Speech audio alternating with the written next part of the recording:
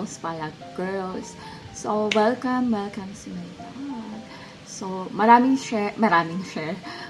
views tayo every time na naggagawa ko ng mga, vlog in a relationship. So, eto. So, girl, pinagpalit ka daw sa pangit. So, parang questionable sa'yo. Diba? Ba't lang niya ako pinagpalit?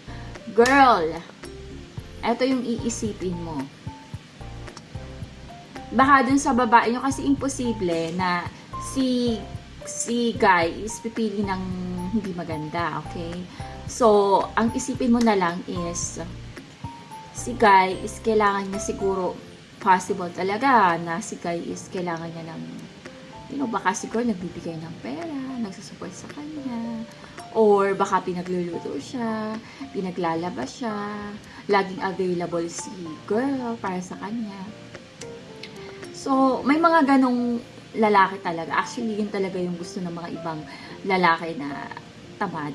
Alam mo yun, na parang wala naman silang may ambag, kundi katawan lang nila ang gusto nilang i-offer. And then, si girl naman, hindi naman siya maganda. So, gusto niya ng pogi. Diba? So, lahat gagawin niya para kay Guy. Para daw hindi mawala si Guy, maghanap ng iba. So, girl, ikaw, ang tanong ko sa'yo, siya ba yung nagbabayad ng bills mo? Wala ka bang ambag sa kanya? So, dapat happy ka. Kasi, ibig sabihin, hindi ka talo dito, girl. Hindi ka lugi dito. Kasi, wala ka naman masyadong ginawa sa kanya. Presence mo lang, diba? So, mas maaga na yung ngayon pa lang is nalaman mo na. Okay?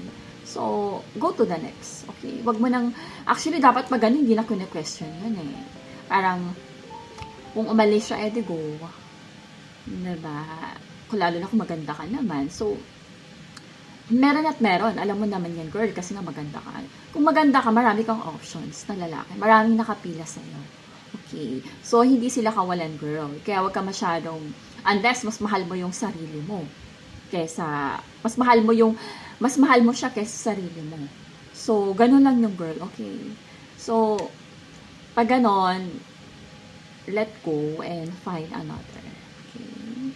So, or baka naman in love ka na talaga sa kanya. Ay, parang hindi mo matanggap. No, girl.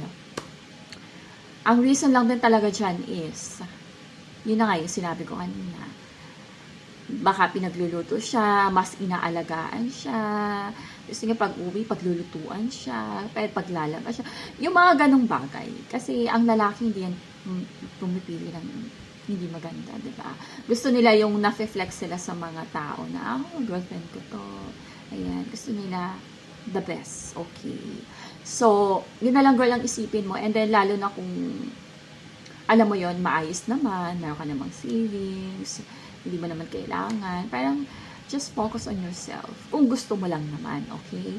Kung gusto mo lang wag lang sakit ng ulo.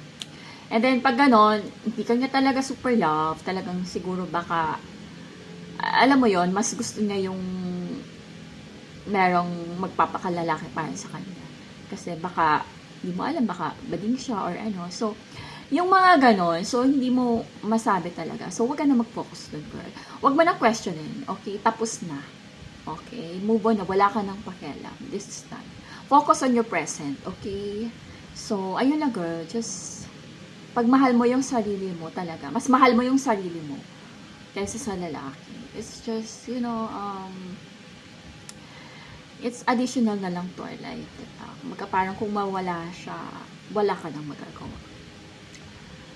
You cannot please everyone. It's another human. So, diba? So, marami talagang pwedeng instant na mangyari sa relationship. So, just be happy, love yourself, do whatever you want to do in your life. That's it. That's life. That's happy life. Okay? So, ayun lang, girls. So, thank you for watching.